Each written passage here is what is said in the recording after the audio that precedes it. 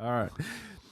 Welcome, everyone, to episode 8 of the No Limits podcast. I'm your host, Leo, and today I'm joined by Mitch. You would know him from Angry Dad and a whole bunch of other things.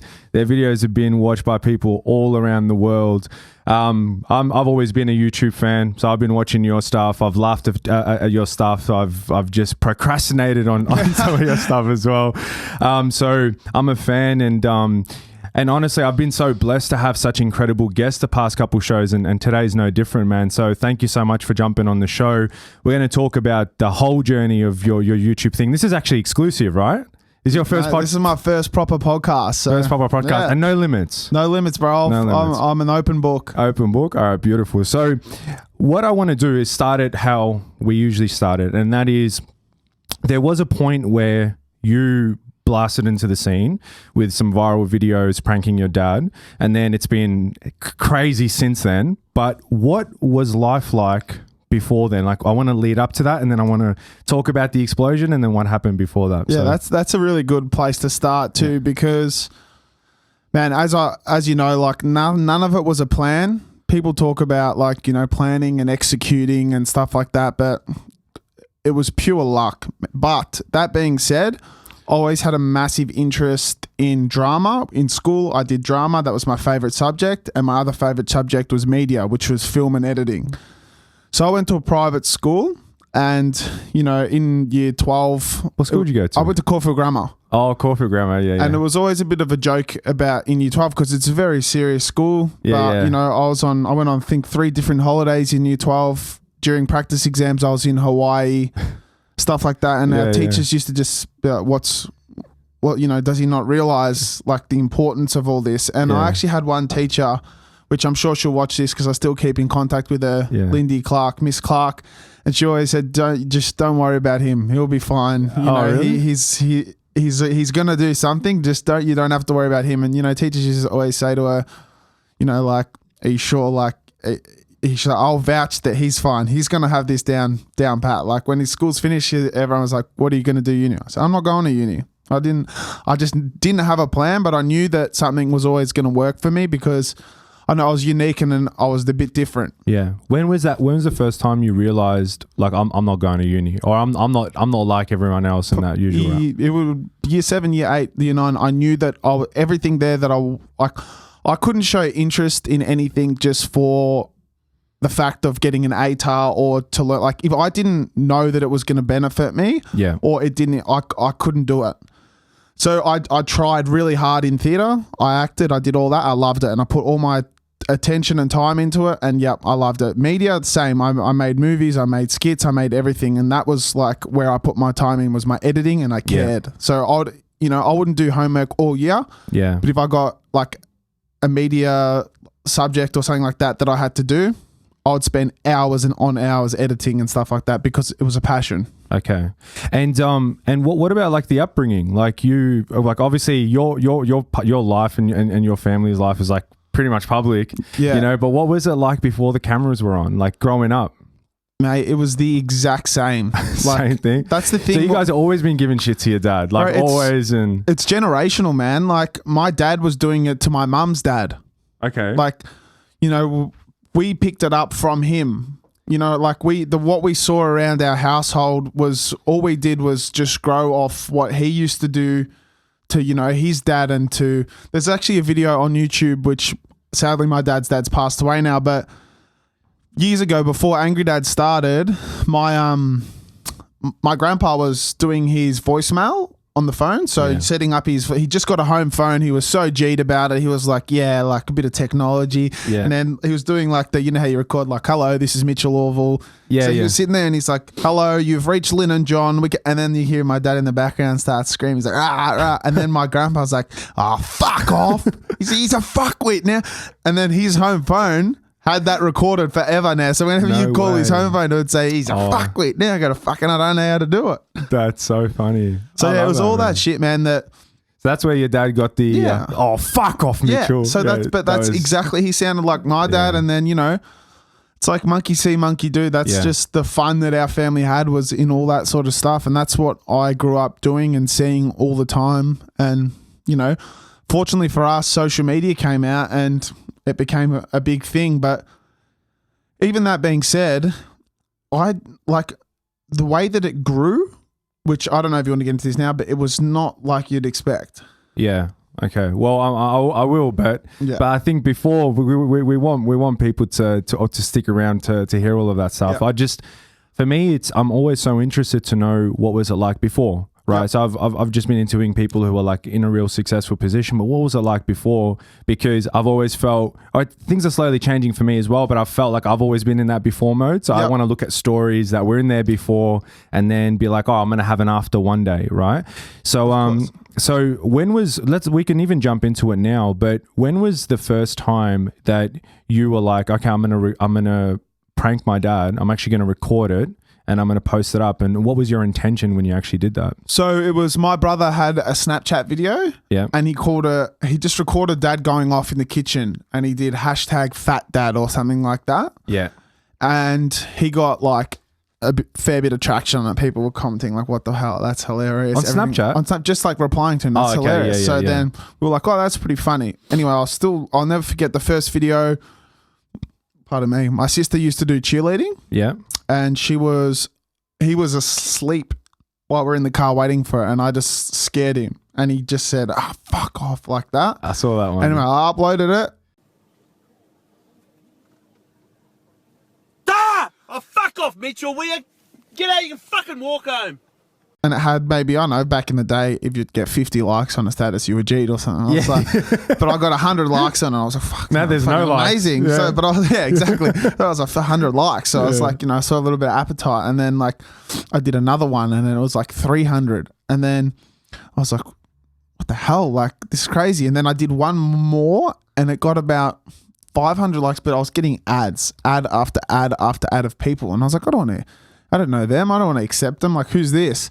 Oh, people adding me, to watch the content. And I was like, so then literally the only reason I made the page was so people stopped adding me. Yep. So I just wrote Angry Dad because remember the Simpsons episode where Bart makes his dad like angry and calls him Angry Dad? I can't say I do remember. Wait that little.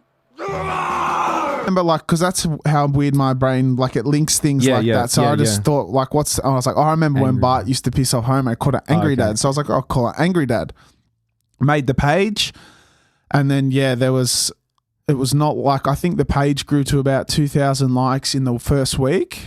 And then I was like, this is pretty, like, crazy. And then we did one viral video with him eating chili. Yeah. And that took it to about 50,000. Wow. Okay. So talk about that 0 to 2,000, right? Like what's happening at home because you're pranked your dad. So he's pissed off and then it's like then after comes you post and then he goes, oh mate, like fuck these videos are going. So what was the conversations at home like? So this is back before my dad even had Facebook. My parents didn't get on Facebook until we were big on Facebook because they just didn't give a shit. You know what I mean? Yeah. Like they didn't think anything of it. Yeah. So we were actually posting it. It's crazy to think that Facebook at one stage was like TikTok now or something. Like, no, you're just not going to have your parents jump on and create a profile. No, our parents didn't have it. And I still remember when they got it, I was like, this is weird that my parents have Facebook. That's True. how far I feel the same thing. Yeah, how far ago it was. Yeah. But it was that 0 to 2,000. I don't think he even really understood what it meant. Like he didn't, because there was that no notoriety. There was no like, people like contact him like, haha, that was so funny, stuff like that. Because he just wasn't, if you didn't have his phone number, you couldn't contact him. It's not like now where you can just DM him and be like, fuck, that was hilarious. You know what I mean? Yeah. He had his phone number. So he was a bit oblivious to it at the start.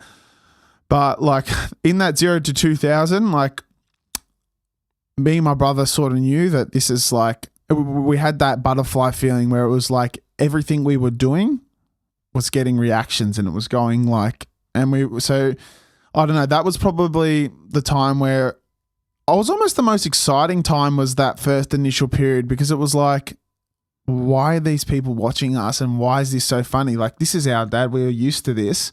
We didn't even find it that funny. Yeah. Okay. So now the page grows to 50,000 and things begin to change. And what were those changes?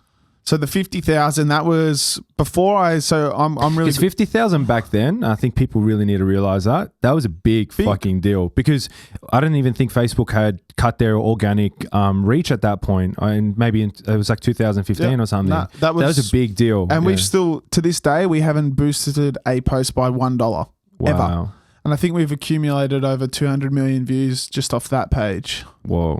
That's crazy, man. So yeah, not even a single dollar, but that 0 to 50,000, like I remember this was before I was actually good mates with, so my mate Will Sparks, DJ that was back then. He had a new song called Born that come out. Yeah. And Dad was rocking out to it in the car and I was filming him dancing and he saw the camera and he flipped it.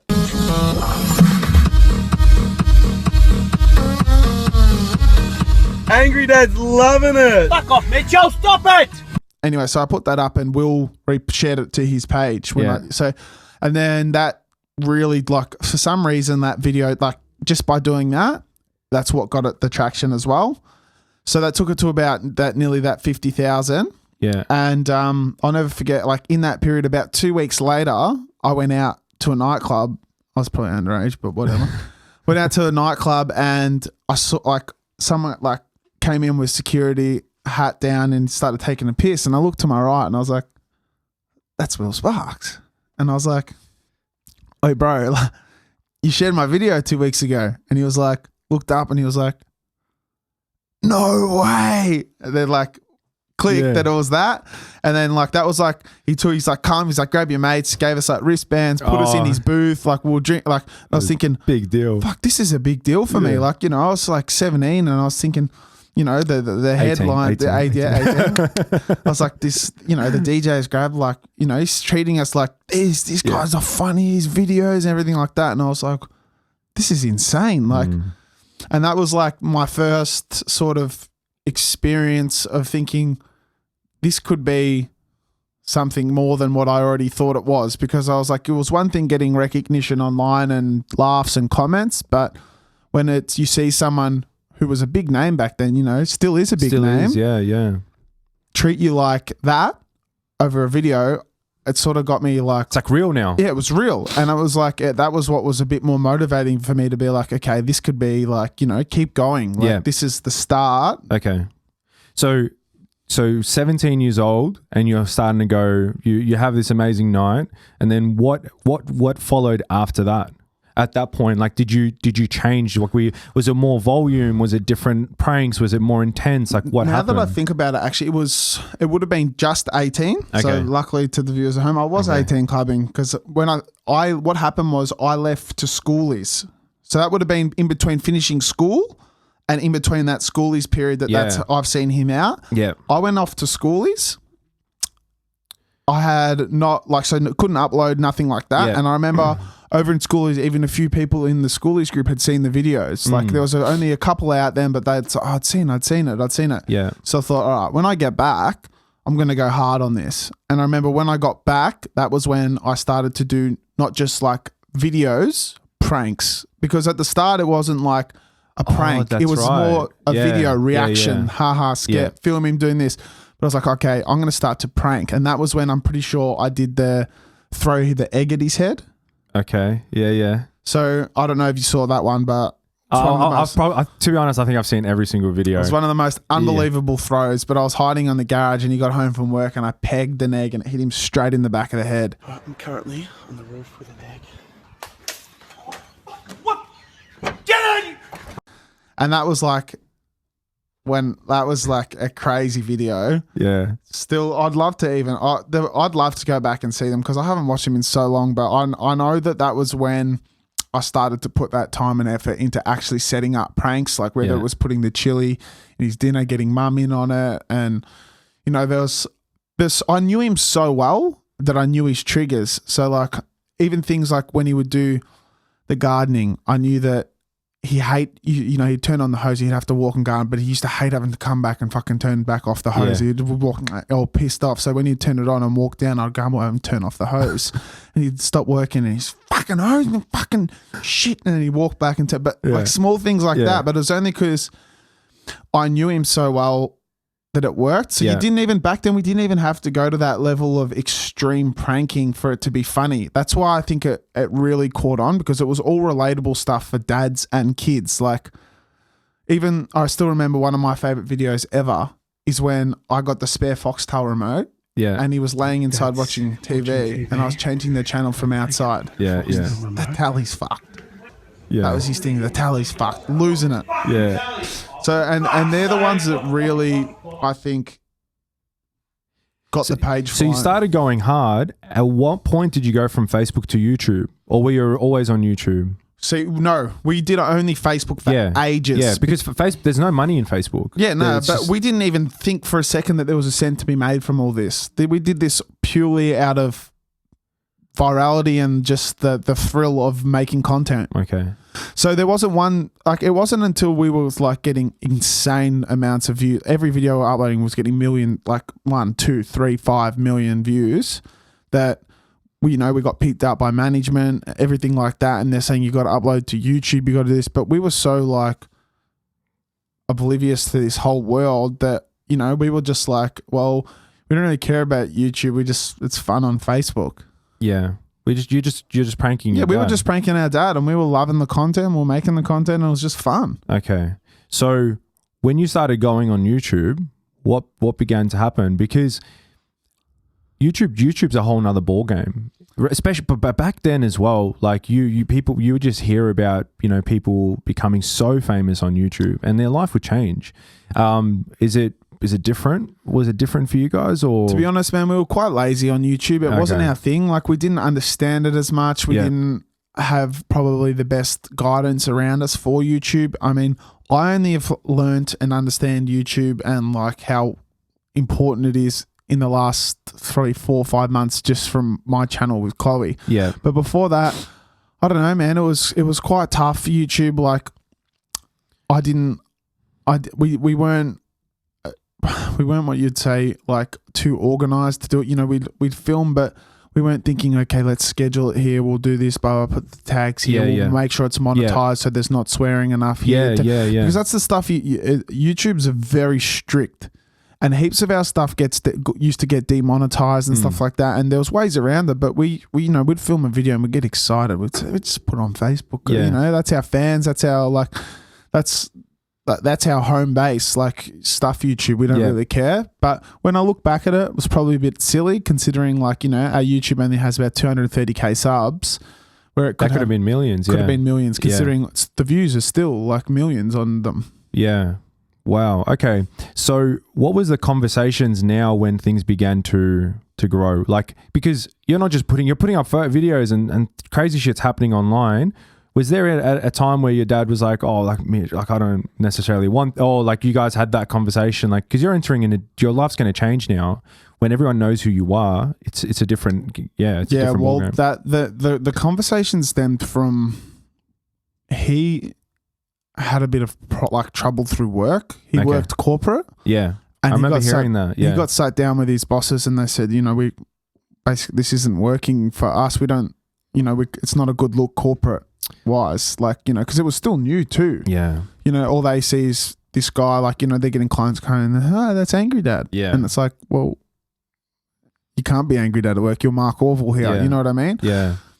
That being said, he was always transitioning out of there anyway, but he really knew, like, he could become so famous, man. Like, I'm talking like anywhere he would walk, because his face, it was just him. Like, I did the prank, Dylan did the pranks, but we were never filming ourselves really. It was 3, 4, 5 minutes of his face going off, getting millions and millions of people seeing it. And our audience, bro, is 90% Australian.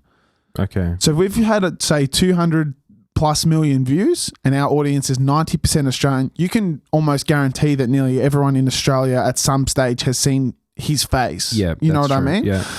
So you go through Crown, you go through street, city, footy, everything like that, and it was bombardment. Okay. So that was when he really started to like think like, what have you turned this into? Yeah. Because he couldn't go anywhere without. And he's a real nice guy. Like I even saw, like based off obviously what I've seen in interviews and stuff. I haven't met your dad personally, but I even saw this video. This random, did you see it? This random person recorded him at the airport. No, I haven't even seen that. No way. Oh, really? No. There's a guy who recorded him in the airport, and they recorded a fan coming up to him, asking him for a photo, and he was just so nice about it. Oh yeah, he's like, as I said, he's the same. Like his scale between nice and angry is like ridiculous. He'd be the nicest person ever, Yeah. but if you do wrong, he'll be the worst person you've ever met. I can't even imagine. Like we hear about the whole. Actually, you talked about your dad getting recognized. What was like it for the first time someone came up to you and was like, "Oh, can I have a photo?" What was that? Do you remember the first time? Bro, I still get embarrassed by it. Oh, really? I don't know. I feel like it's. This is so funny because I was talking to Chloe about it yesterday. Yeah. Because, Chloe, which is my girlfriend, Chloe Zepp, for everyone who doesn't realize, she's YouTuber as well. I said, it's crazy to think that, you see sports stars, people love them and see them because they're good at sport. Movie stars, they're in movies, they're acting, stuff like that. I said, we don't do really, and like people are interested in our, like I said, mine's a little bit different because we've done pranks and funny content, but I said to her, I was like, people literally just watch you do you. And it's so absurd to think that people get so like excited when they meet you and see you. And I don't know, it almost felt like a bit undeserving at the start, but at the same time it was like exciting because it's like you got all these people like wanting photos with you, and it's like, you go out with footballers and stuff like that and you're getting them come up to you more than them. And it was like, I used to get embarrassed by that because it's like, do I deserve that on that scale when it's like, you guys are athletes that are, playing footy on TV every weekend. So I just really get a bit funny about it. Yeah. But also it's because a lot of people can't really relate to, like, not everyone's going to relate to a high caliber footballer. Not everyone's going to relate to, Will Sparks, for example, who's like living a crazy life as a DJ. Like, but people can relate when they see you doing your vlogs with Chloe, and it's like, oh, this is what we got up to today. This is our relationship. We go through good times, we go through bad times, and you guys have always been open about that. Yeah, that's so relatable. So when, like, if I was to come and I hadn't met you, and I was like, oh, like Mitch, like, I feel like I can talk to you because I know you're a real person. Yeah, and it's so relatable. So, but what do you think people most misunderstand about this whole influencer thing? Because you would have met so many people, and I'm sure you've seen it all, from people who are really genuine all the way to people like incredibly fake. And mate, it's this world, bro. Give us an insight, man. Let me know. I've always been so curious. Mate, like, what's the world like? I'm telling you, it's as Jerry would understand even now because he's been bought into it a bit more. It's such a fake industry, and it's so hard. That's true, huh? It's so hard to make friends, and it's so hard to. Bro, I'm someone who I don't want to have an agenda when I meet someone. Yeah. If I want to meet someone and become friends with them, that's it. I want to hang out with them. That's it. I hate agendas, bro. And unfortunately, 9 times out of 10, there's an agenda. And when it doesn't fit in, or when they got what they need from you, or they got what they don't care. I felt like this is probably at the start of when I was trying to work out what was wrong with me mentally and why I was so. But I was still every day making everyone around me laugh. Like I'd make my whole family laugh, the whole internet laugh, everything. But then when I'd go and it was just me, I was so sad and so depressed.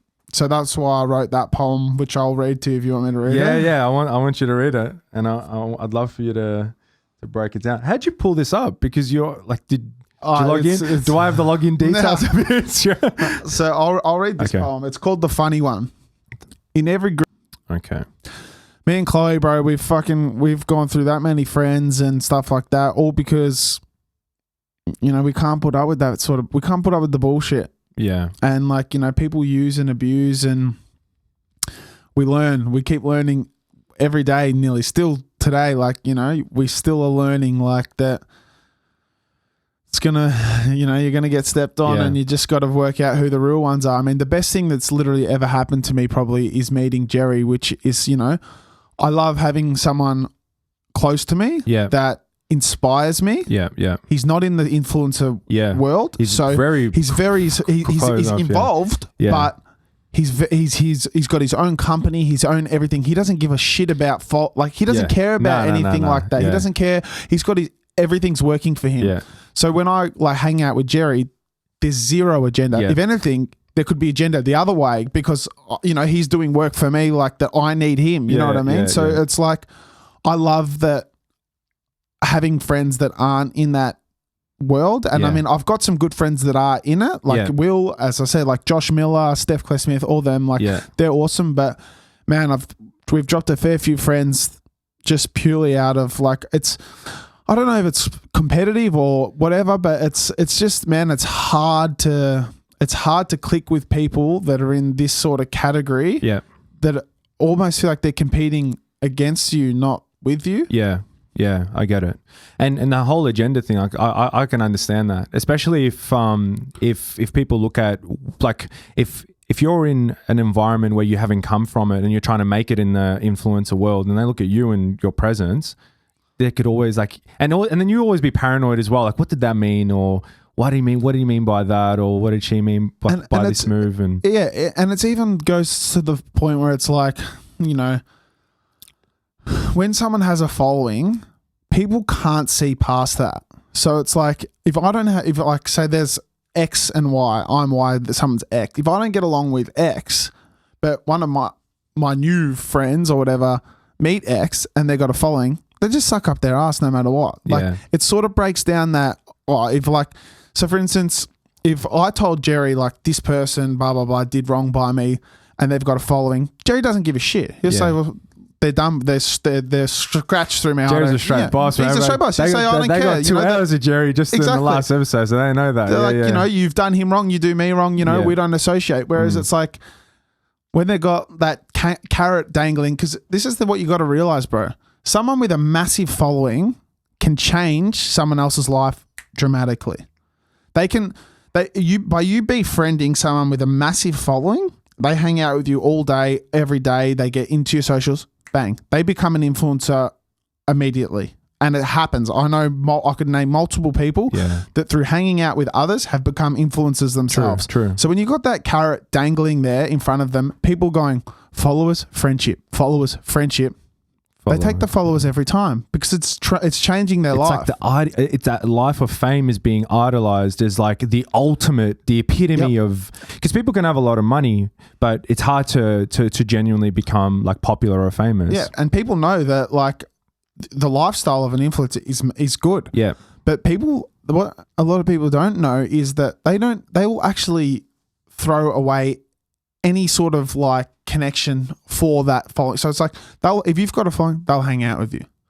Doesn't matter. It's like I know it's so hard to do this without naming names and stuff like that. But it's like people will absolutely disregard anything if you've got a following, and I hate that. I'd rather if someone didn't like me and was hanging out with me because I had a following, I'd fucking hate it. Yeah. I would like the best sort of people ever is if someone said to me, I don't really like him. I'd be like, thank you. Yeah. Thank you for being honest. You know what I mean? Yeah. Like it's so hard to just cut through that sort of bullshit because, as I said, agendas. There's agendas, yeah. And also maybe you would know this as well. I'd love to know about it. Is people may have just the wrong idea of what comes with this fame thing. So actually I have a question, and that question is, what is the downside of it? Like what do you ever get? I saw a video where like there was a celebrity who constantly got approached for a coffee. You couldn't even have a coffee in peace. And but is there a point where you're like having a bad day, or you and like say Chloe just want to have a coffee, and then like you're constantly being interrupted? I'm sure you love your fans to death, but do you consider that maybe a downside, or you don't mind, or like what? Bro, I honestly I reckon I've got real followers, fake friends. I've worked out more. Like my followers and stuff like that are more real and nicer than people who I thought were friends in the past, which like I love that about like I don't have it. To me there's been no downside in having following, but only since I've really worked on myself and become myself. Before with all the prank stuff now, I used to get heaps of hate and people wouldn't like it, stuff like that. But since I've come out of sort of this, I worked heaps on stripping back my ego. Yeah. So I used to have a massive ego, and when I did all of that, those videos and stuff like that, all I used to care about was, exactly what I don't like now was, just hanging out with people followings and just, growing together. I thought that was the mad lifestyle. Yeah. And, I would have disregarded a lot of friendships in that, which probably could have been real friendships because I was, so ego based on, that whole world. Whereas over the last year and a half, as you would have seen, me and Chloe, man, we strip back our egos and we work together in finding good friends and everything like that. Yeah. And my only downside about having a following would be sounds weird. It's so much harder to make friends because a friendship, bro, it's when you meet, like when you make a friends with someone, you start off and you both don't know anything about each other. True. You meet each other, you don't know anything about each other. You get to know each other. And if you get to know each other well, you'll probably hit it off and you become friends. If you don't, you won't. But when I meet someone, they know everything about me. Or what they or literally like they know what they've seen, and that, like if they've seen 20% of the videos where you're not yourself, like they're going to judge you based on that. And then if they see all your videos and they like watch a vlog between you and Chloe, I mean, like, oh, we just had a relationship, we just had a fight. Exactly. This is my issue is because I saw you talk about like you going out on the weekend and stuff like that. Maybe it was an older video, but I looked at that and I'm like, wow, so genuine. Like, and if they don't see that, they're not going to actually know that you've got that side to you. 100%. And that's where I think I've found a heaps of peace over the last few months or even like a bit longer than that was just being real, man. Like people don't want to see this perfect lifestyle of, me and Chloe going on holidays, cuddling on the beach, getting tanned, then, never fighting, having this perfect fucking life with, it's unrealistic, bro. No one can relate to that. No one has that. There's no one. So as soon as we started to go, like I'd wake up and say, this is what happened today. This is what we talk about today. There's even times where I'd be cutting up footage like, fuck. Like that was pretty like, do we put that in? We're like, put it in. People relate. Like who doesn't argue with their girlfriend? Who doesn't, True.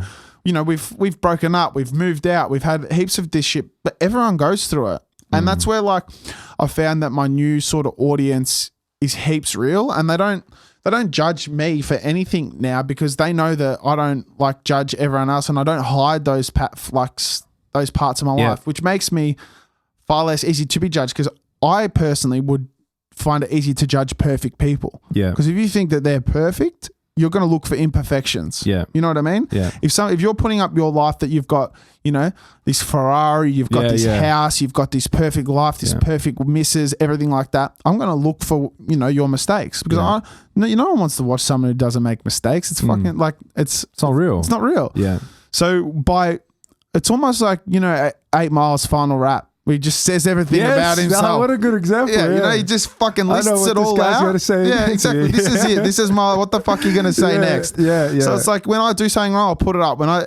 This is my life. Here's all my imperfections. I struggle with alcohol, like drinking. Like, I was addicted to doing all that sort of shit. Like I had fucking bad times through everything like that. I had mental health problems, I used to fight with Chloe because, shit like that. Yeah. Here's all my things. Judge me now. Yeah. No one can. Everyone loved it. Yeah. And then you'll see an outpour of support. I'll watch people like who are like say rappers who are like not popular, and then one song makes them go viral. And they're in the interviews, and they always say that success doesn't change you.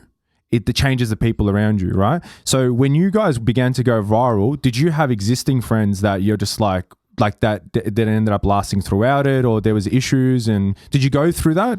See, all my mates, to be honest, man, they literally didn't like care about it as much. Like cool. They came out with us, like when we have appearances, they'd come out, like they'd enjoy the perks of it, but none of them changed around it. The only people that changed were their new friends that I met. Yeah, new mates. That didn't have agendas and didn't have this, but turns out, bro, fucking people's masks fall off and that was it. But honestly, man, there's not one of my old mates or school friends or group of boys that changed at all. Yeah. Do you watch Gary Vee? I used to be obsessed with him, but I don't know. I'm not as like interested in his content as much as I was. Yeah. But I definitely learned a lot from when I did. That's Gary. That's his probably his goal of someone to watch him and then go and do his own thing. Because your documenting thing is essentially what he was saying. So I just thought maybe you had watched him. Well, that would probably make sense because I did. I binged him and then I just sort of moved forward. But I took what I do his is content's repetitive though. That's exactly what it was. Yeah. I like to take like ideologies and things from people and then just apply them. Like I never ever just sit and like continue to follow someone like which is weird considering I'm a YouTuber and my part of that is I need people to follow everything that I'm doing, but I don't know, I just sort of find things that I like about watching it in bits and then I'll move to the next thing. Sure. So Gary Vee, one of his points, and would be a good transition into this next thing, is he talks about the importance of attention. He's like, I don't care what platform. If it's on TikTok, I'm doing there if there's attention. If it's on Facebook, you go wherever the attention is. When you're an influencer, when you've got this massive following, there's a lot of attention that comes on you. And these eyeballs can be monetary. You can leverage your the fact that there's a lot of eyeballs on you to then go into business ventures, to then become entrepreneurial. Did you decide to go down the entrepreneurial path when you're like, okay, let me leverage what I've got? Or were you always entrepreneurial from the get-go? And now I want to start talking about the things that you've been up to. I was always pretty entrepreneurial. I mean, even back when we were doing the videos and we couldn't monetize on Facebook, I was doing ads in the videos. So like, I don't know, there's a pretty one of our videos that went quite viral with this chicken where dad was cooking the chicken and you had to cook it with a can up its ass from Steggles. I saw that one, yeah. Well, that was an ad. So I set that up with Steggles. I knew that they had a new chicken, everything like that. Me and my brother had this pitch and we said, we'll use the chook to show the can, everything like that. Can we get some budget? So we did work, like we did those things. Like there was different ones like, you know, we worked with Roadshow Films, for instance, the Child's Play 2. Yeah. We used the real doll from Child's Play in a prank. Like, that's promotional. So, but what we also like in terms of being entrepreneurial, like I understood how much, like we would never disappoint our audience with advertising that wasn't on brand. So we would never go, we had people go, 10 grand, can you share this link? No chance. If it wasn't, no way you got off. Like that's the type of offers. Of course, that's crazy. And that was like Jesus. We would never, that was never like a thing. Like we were always like, as long we are creating content, for our fans. Wow. And if we can incorporate it into it and make it work, like even some like we had some massive briefs given to us that were scripted, and they said, "Can you act this out?" No, because my dad doesn't act. It's a prank. It's a real prank. So we would always like the people we worked with had to understand that. One, anything could happen. It's a prank. So like give us a broad guideline. We'll do our best. But when that was worded and stuff like that, we could never do it. And we never did. Shit. Well, that actually takes me back to something that I saw was so common because, you know, when I wanted to speak to you, I was like, oh, what's on people's minds? Like, especially very early on, everyone was actually asking like, are these pranks real? Like, is Angry Dad really like that? And obviously I'm a believer. I was a believer from day one because I know how my dad reacts when I pull pranks on him. But yeah, you guys copped that heaps at the beginning, and which is like this is my answer every time I cop it. If it was set up, why wouldn't I just have content every day? You know what I mean? If I'm getting millions of views per video, why would I do one every 2 weeks, every month? To the fake prank. Remember when everyone got exposed? Like there was like Fousey Tube where like said everyone was faking Sam Smith, and there was just a bunch of, I don't know if it was Sam Smith, shit, it was someone else. But the whole fake prank culture. But you guys are like I was always a believer. I just like. In the first 5 seconds of watching a video, I could tell you if the prank was fake. Okay. You know what I mean? You can just see that. Yeah. And I think that only reason ours worked is because it's authentic. Yeah. And, you know, we spoke to companies about doing like live shows and skits and stuff like that, but it's never going to work. We just like your organic and the virality and all the authenticity comes from the fact that it's still authentic and the prank's there. Like, and that's what you captured. If my dad could act like that, bro, he'd be fucking Hollywood if he could flip a switch like that. You know what I mean? Yeah. That's true. So let's go back to the entrepreneurial thing. We've veered off it a little bit. So let's talk about that. So you guys, obviously there's you started doing brand deals and you do advertisements, but when was it that you moved into some other ventures? Was the Banter app the first thing that you guys pretty much done? Yep. Or was it like what was it? Which one? So yeah, me and my brother came up with the idea of Banter, which was a social messaging app. Yeah. I storyboarded it. I pitched it and I got investment for it. We built it. Unfortunately, it took pretty long to build. By the time that it had come out, we weren't overly happy with this build either. We rolled it out. It went pretty well. It went like number 2 or 3 on social networking, but it just wasn't up to standard in terms. We'd never entered the app space before. We had no idea. Huge, man. It's a huge space, and so much money you got to pay. it was a really tough slog. We had to pay developers, and then things were going wrong. People weren't getting notifications, and we saw a massive drop off, and it was sort of hard to come back from there. And that was when I was introduced to Jerry, and I was like, even at this stage, man, I was thinking, what can anyone else possibly do to this? We went in, and then we got invited into his studio to meet with him. We went inside, bro. Within 30 seconds, we were like, just what the fuck do we need to do to sign this deal? Yeah. Like, it was just blew us away. Like his studio, the setup, everything How like that. insane is it? It's incredible. Yeah. And to people, anyone who I promise He should do tour visits. if you haven't seen it, it's like Google, but it's ridiculous. Yeah. And we were just like, this is the right thing. Anyway, this is where I respect Jerry. From the very first day that we met him, because of this, his words were, look, I don't really think that this is the best app. It's all right. He goes, I'm going to do this because I think that one day I'll work with you on something else or something down the future. That's why I'm going to do this. So even from the very outset, he said that, this is going to be a tough slog. I don't necessarily believe in it 100%. I'm happy to do it because I know that I want to work with you, or we will work straight further on. And then what happened was, now we've put a line through Banter. It's just, it was a tough, we would need a heap more cash, everything like that. But what's happening now?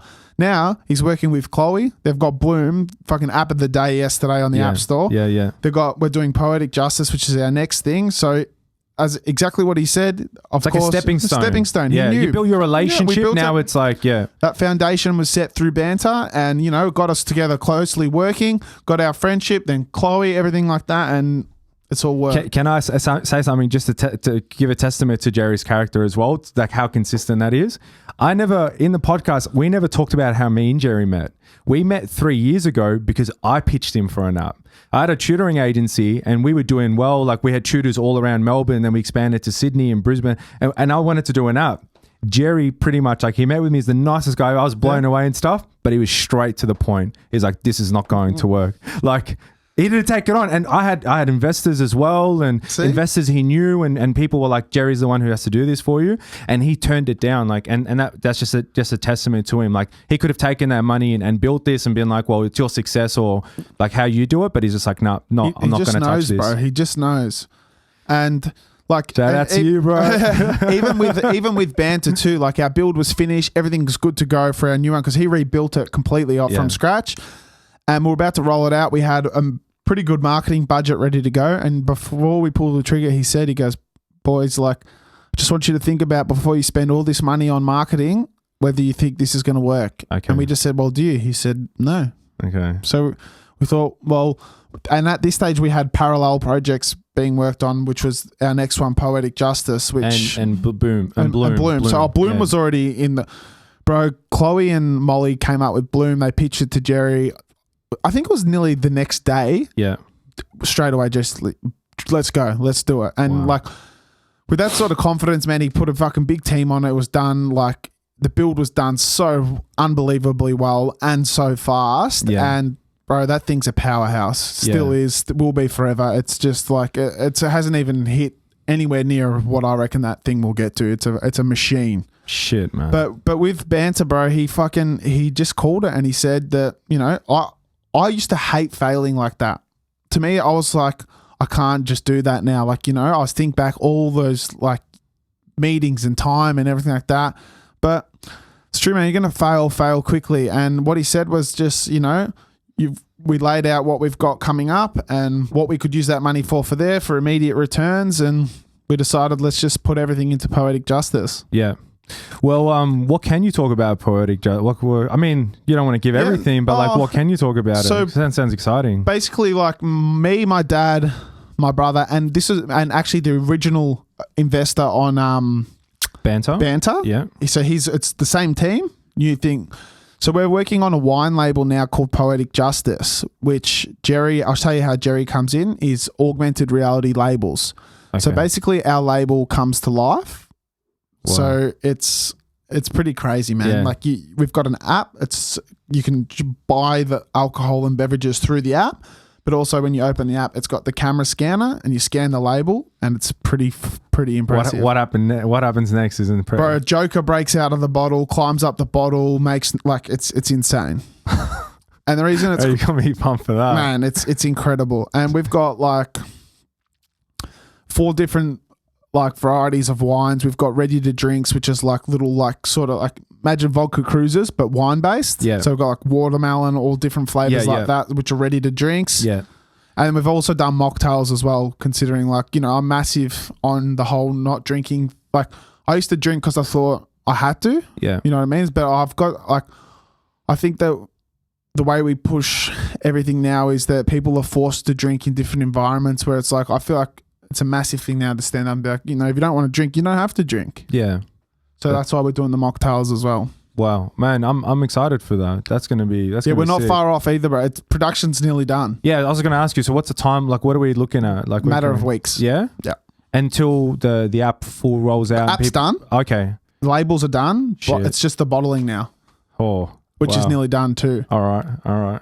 So I've kind of gotten into wine, so this is a good time. Like I was never really into it. It's really good wine too. Yeah. Yeah? All right, I'm pumped for it, man.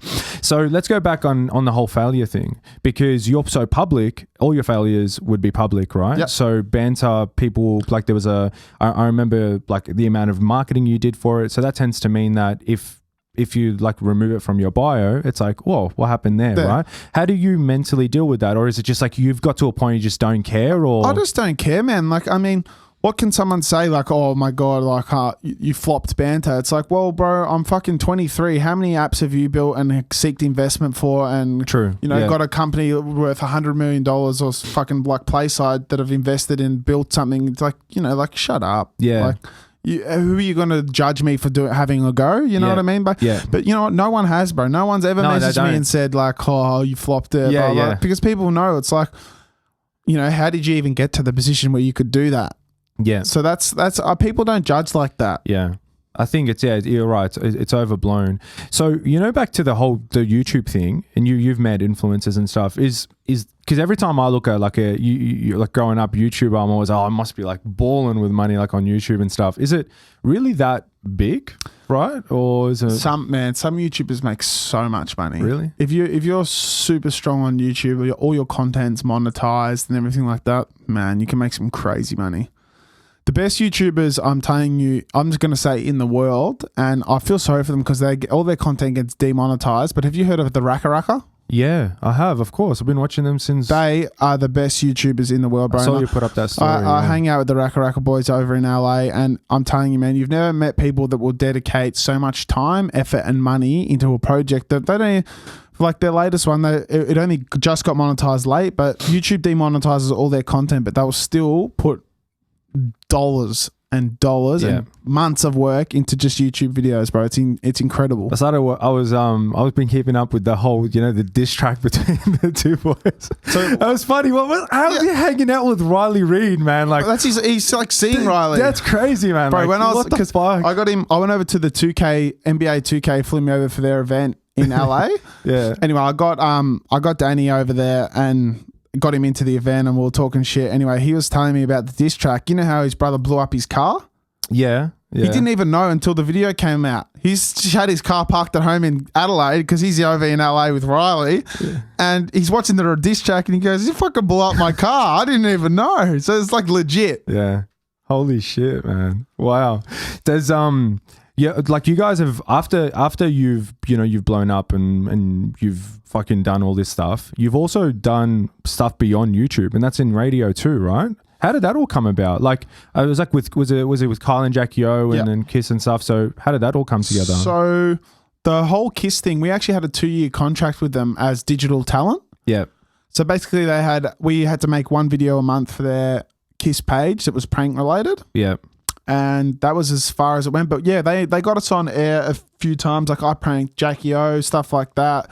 But I don't know. I don't think that was really utilized as well as it could have. They had full access to us all the time. But man, they're so busy, radio stations, and like it was a bit of a nightmare in terms of like organizing everything. But they were happy with just their one video a month, and that's how that worked. It's pretty basic, really. Yeah. What was the favorite? Like, do you have a favorite video you've ever done with your dad? Or Oh well, the honky if you're horny video, bro. That went like crazy. yeah, that was funny. That had over 100 million views on like Unilad and Lad Bible, and like had like 18 million on our page, the YouTube. Like it just went everywhere, that video. Wow. Where do you want this YouTube thing to go for you guys? Do you want to like, I was so curious about this. I saw so many YouTubers and people break out from Melbourne and Australia, end up moving overseas, like Raka, a bunch of people, right, that I do remember. And I was always curious why, like, you never did that, or like would you ever do that, like just move over there and get caught up in that scene? I think they do that because the culture over there is so good, man, because they all work together and not against each other. Like I don't know if it's Australia, but we've got this thing where it's like, people associate, but no one wants to see anyone do better than them here, whereas over there they all work together as like a gang, bro. Like they just grow together, they push each other, and I think that's the only reason that people do it, and like is the culture. Okay. But for me, man, what am I going to do? Move over there with my dad and brother? Like, it's just a bit far-fetched for us. And I think, like, we were happy with our pranks and how it all went. And, every now and then if we want, like, feel like it, we'll keep doing something. But I don't know. It's just, I personally would never just move to LA for a career in that industry. I don't want that to be my sole focus, is to just grow and get this big following. Like I'd rather make it in a different industry. Like I'd rather be known for having a fucking top level company or a top level app or something like that. That's where I want to break it through, Yeah.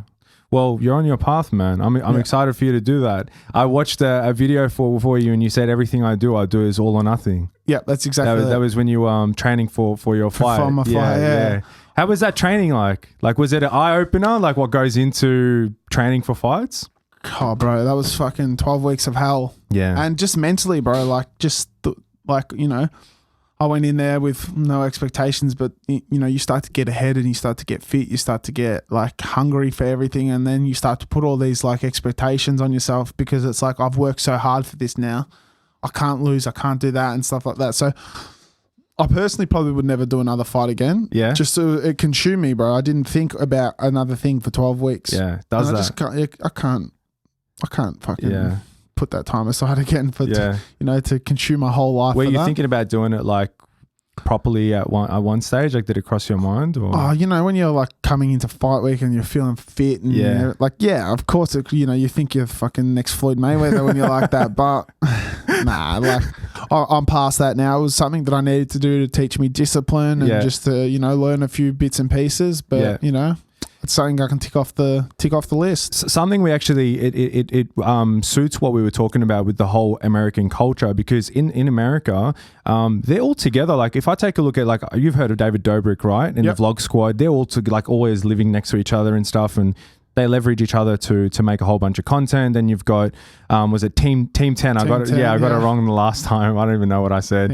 And you guys tried to replicate that here. And I already asked Jerry about it, but you were involved in that as well. Yeah. So why do you? What was your take on why do you think it just, because you managed to just bring in so much attention to it with the celebrities that you had contact with? Well, man, we got some big names in there, everything like that. But personally, what I think, there's two things that I think it didn't work as to the best it could have. Yeah. One, I don't think Australia is ready for that sort of stuff. Gaming and just like whole, like over in America, like you talk about Team 10, then you've got all those other like houses that live, like people are used to it over there. Whereas, you know, there's only like one or two others in Australia, and that's a very big gaming audience. Yeah. We tried to combine influencers and gamers into one, which it sort of worked, but then what didn't help was we had that house and stuff like that, but for it to work, bro, you need to actually be living there.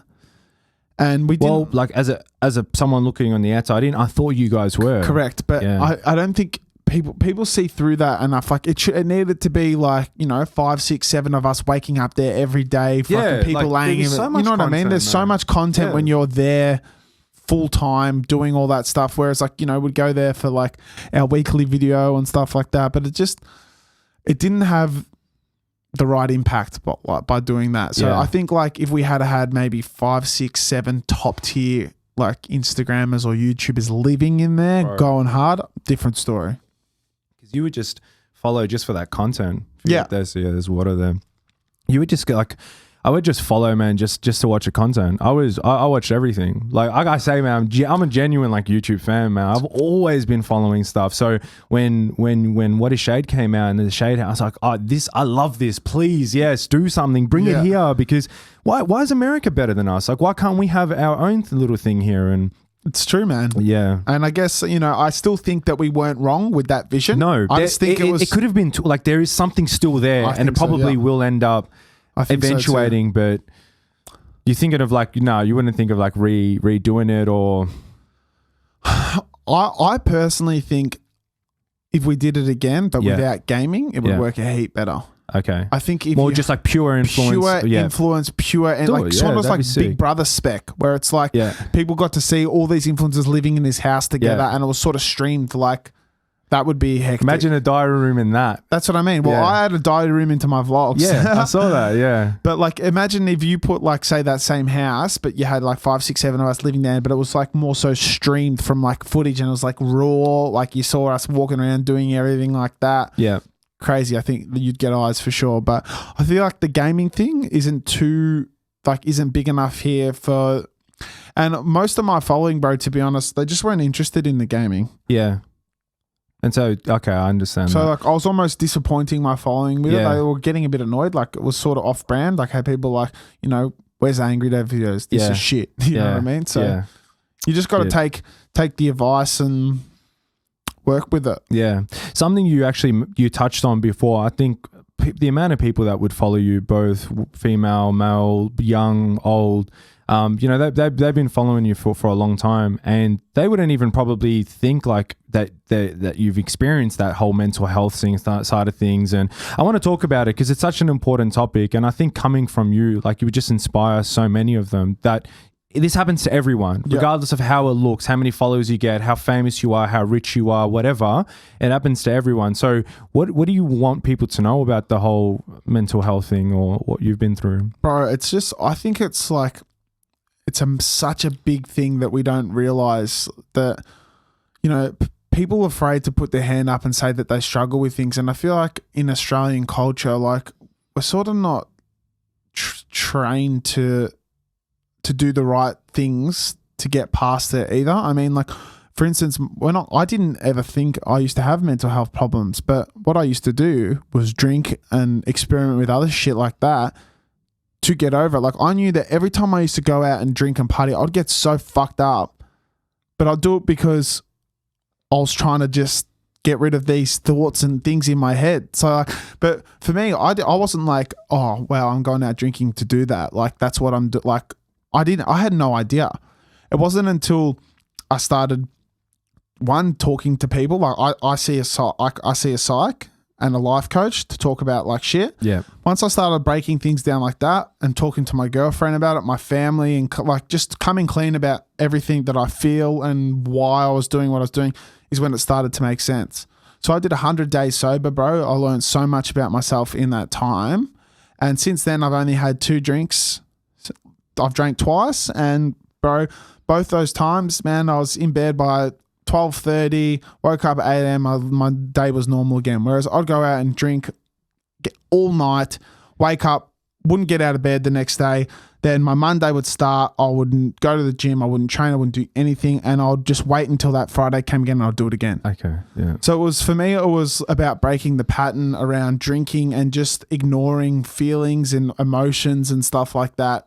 And finding out, one, what triggered me, and two, what I was using to try, fix it. And bro, the best thing I ever did was talk about it online. And the amount of people that relate to having problems in their relationship and problems in mental health and everything like that. It's everyone, bro. So by talking about it for me was that was almost my fix. By working out that everyone else around me could relate. They were all going through similar issues and problems, and I wasn't isolated and alone in feeling this way, made me feel so much better. Yeah. So what's your advice then? Just to talk about it to your friends. You have you're talking about your feelings and just having a good support Let's get rid group. of this whole masculine, stigma. we can't talk about, our feelings or express emotion shit. Yeah. Yeah. Well, sadly, Danny Frawley, who just passed away recently, the AFL footballer, what he said, I think summed it up so amazing. He said that manning up used to be just keeping quiet, but manning up now is putting your hand up and saying, you need help. And I'm such a strong believer of that.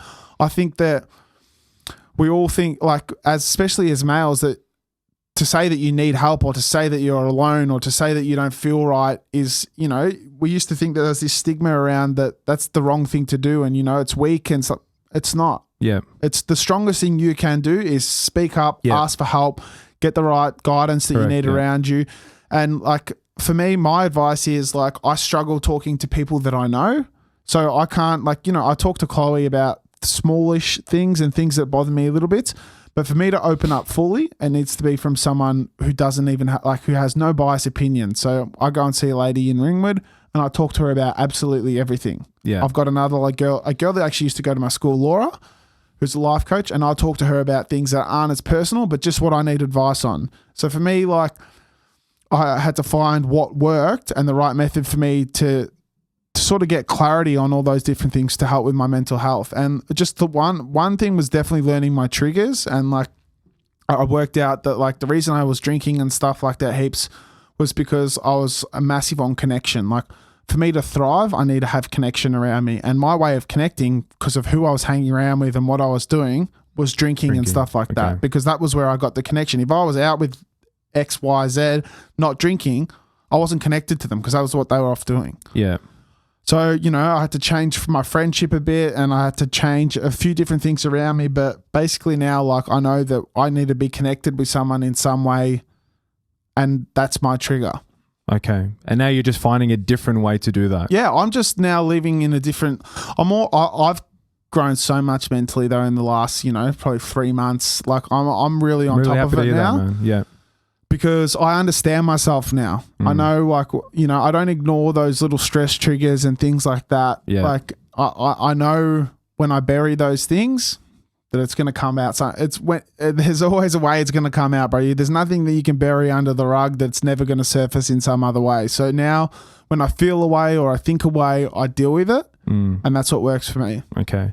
So I've actually realized something here as well, and that is you're going to have your followers watch this, and there's questions they probably have in their minds. And, there was articles written about, because your relationship with Chloe is so public, when you guys actually made that decision to move, you were together for 3 years and you moved out, and then you guys have become this example for couples. People ask questions goals, or, it's good to know that you guys go through this, and you give advice. You'll be sitting next to each other, be we just had a fight, but here's our advice. Yeah. So what was the decision-making process to move out? If people don't really know the real backstory behind that, and we'll go there. So the decision to move out was almost Chloe's. It was that we were in a position where I was still going through these same patterns, same routines where it was, I'd do the exact same thing and then I'd fail the exact same way and I'd fuck up by doing, I'd go out, drink and then be in this depressive state and then I'd take it out on her. And it was really there was a real pattern to it. And basically the pattern had to break. So our way of breaking that pattern was maybe I needed to go off and live by myself for a bit or back home or whatever I chose to do, to just learn that, you don't actually have that foundation forever. If you because like it got to the point where I was about to lose Chloe, but Yeah. she didn't want to just walk away from it. Yeah. She wanted to step back from it. Yeah. So her way was stepping back, and by her stepping back, I had to learn to become accountable on my own and really just work out little parts of it. And that's, bro, when you're alone at night and stuff like that, because we've been dating for 4 years. Coming home by yourself and stuff like that, you learn a lot about yourself when you're stuck with just you.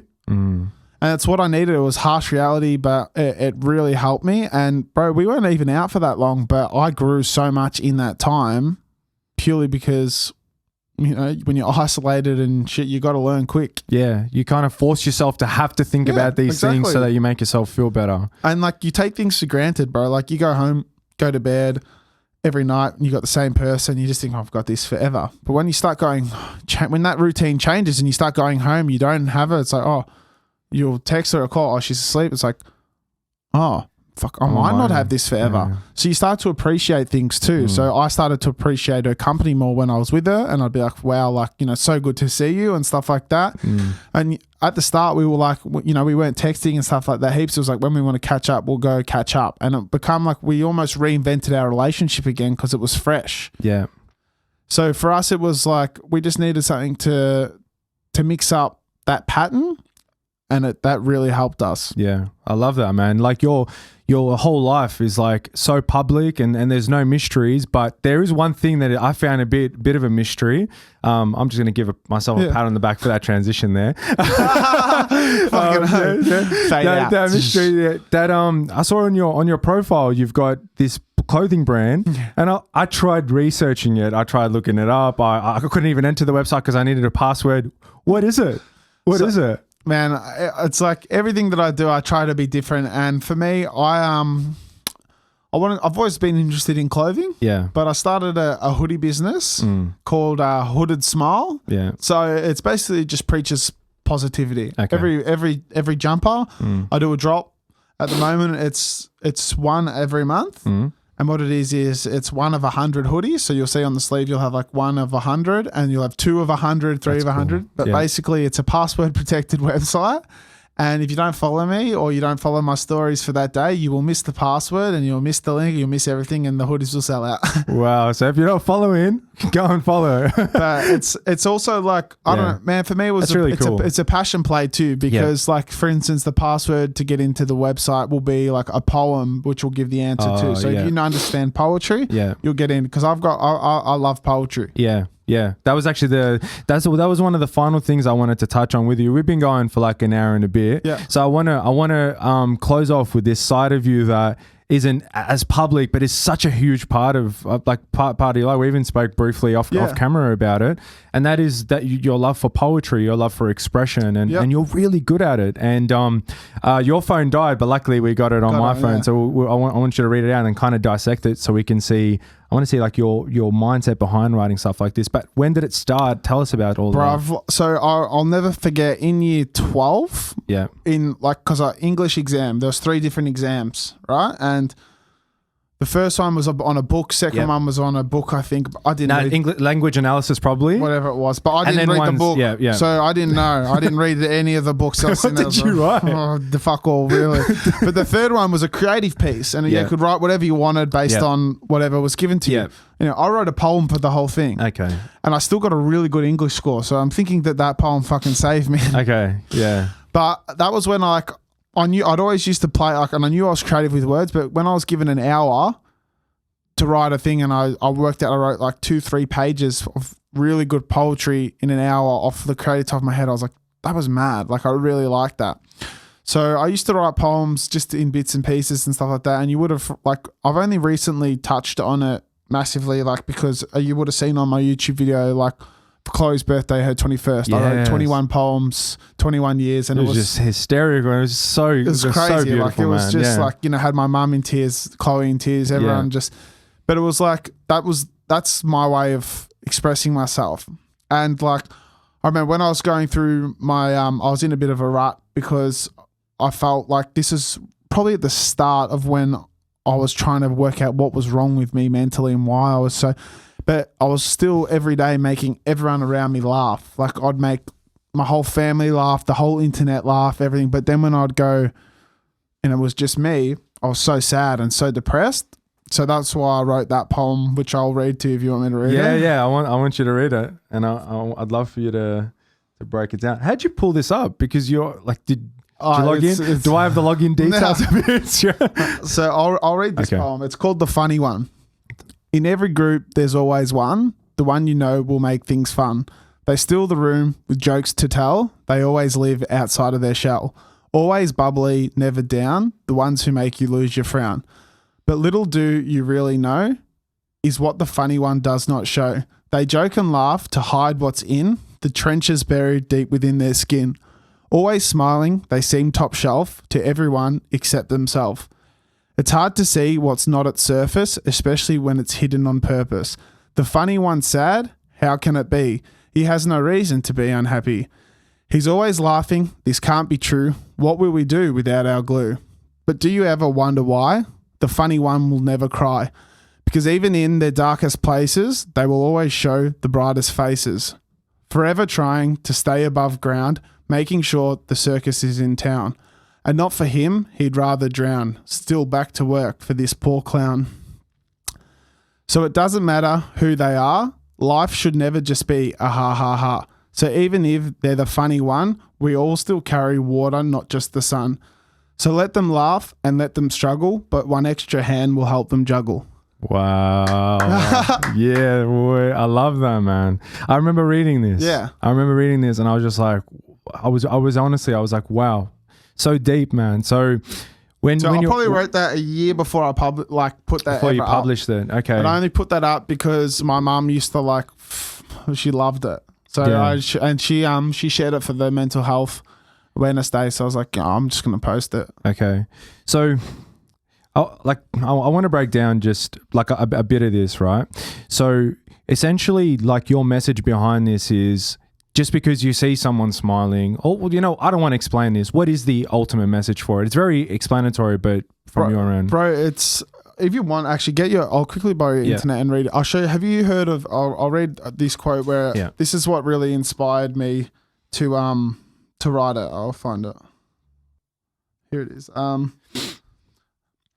Man goes to the doctor, says he's depressed, says life seems harsh and cruel, says he feels all alone in a threatening world where what lies ahead is vague and uncertain. The doctor says, treatment is simple. Great clown Pagliacci is in town tonight. Go and see him. That should pick you up. The man bursts into tears and says, but doctor, I am Pagliacci. Oh, okay.